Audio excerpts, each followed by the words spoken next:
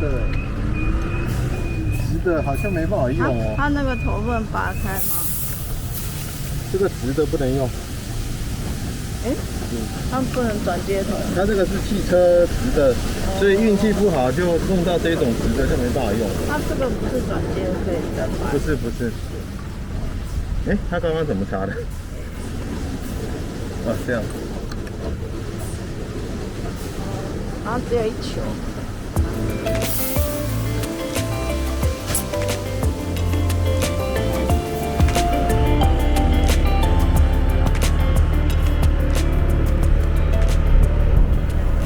这个是弯管，它就气嘴就都可以用。刚刚那一家，因为它的这个头是直的，我们摩托车它是给汽车，因为汽车的嘴都是斜的嘛，汽车的嘴是斜的，或者是像我们那台台湾那台摩托车，它嘴是这样弯的，你就可以这样灌。那这个是直的，你这样就没办法灌了，所以它要找这种弯管。刚刚那个是整只金属的。它就弯不进去了。它这个嘴为什么要做这样子？这很难灌，这很难灌，有没有很不方便呢？2点不够要到2.6、2.5。所以小学的时候很硬，其实是不够的。漏。OK， 你看它这样子不好拔，有没有？就设计的不好，这摩托车的气嘴要改成弯的。他们摩托车那么少，大概没想到吧？那另外那一根呢？另外那一根的头，这一根的头是这样子的。它可以这样，那这个更好用。我示范这个更好用。它这个充气口在这里，这个气会从这里出来，然后它这个气这样子装上去的时候会有声音听。它这样一弄上去以后，气就灌到这个罐子里面去了，它就在充气的。这样，它就充气了。这个，你看这个比较明显，你看有没有听到？它这样气就这样灌进来，有没有听到了？所以它这个你放在这里，它就一直在灌这一个瓶子气。那像这个这个就更好灌了，因为它可以倒拉，它除了可以这样子灌，它也可以这样子灌，有没有？它这个气嘴是可以这样子灌的。然后像这个，哇，这样好像也弄不到。对啊，这样也不行啊，有没有？还是弄不到啊。它这根卡。对，还是不行。所以说还是要刚刚那个，这就很麻烦了。它这个气嘴设计这样就不行。那这汽车也没办法。可以啊，汽车它都斜的，汽车的气嘴都是这样，所以这个它要设计这样子弯嘴才行的，所以还是用刚刚的。那他们摩托车太少了。不是，是这一台 DO110的问题。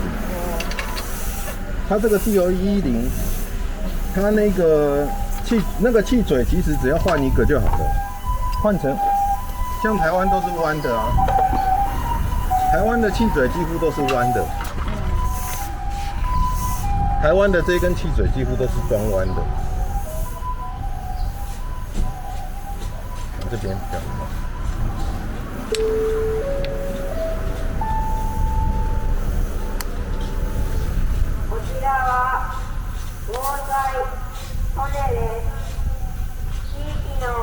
然后就这样子啊，这个就跟那个正常的一样，就压先2嘛。没进去。有没有？这样就是2.4了。好，可以。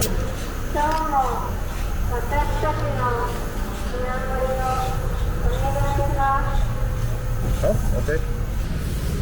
台湾最常看到的就是这种加水充气啊，他们都是这种头。我们最常见的大部分都是这种头。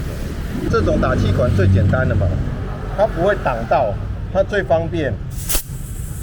这样就打，这个直嘴的也是这样一打就进去了，那横嘴的也是这样子一打就进去了。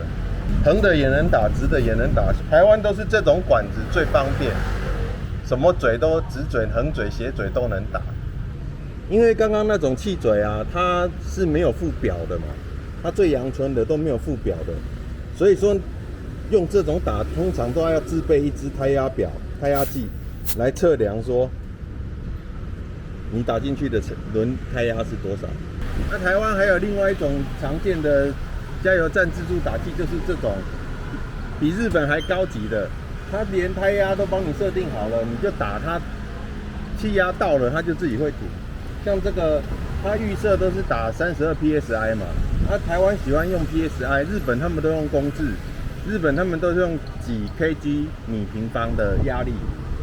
那这个东西你这样设定好，比如说你要打30、35、36，你要打36，你就把这个气嘴夹到轮胎，像这个弯嘴的啊，它这样就比较好接嘛。那像如果这个是直嘴的话，还好这个是弯管，如果它是金属管长一点的话，你就接不进去了。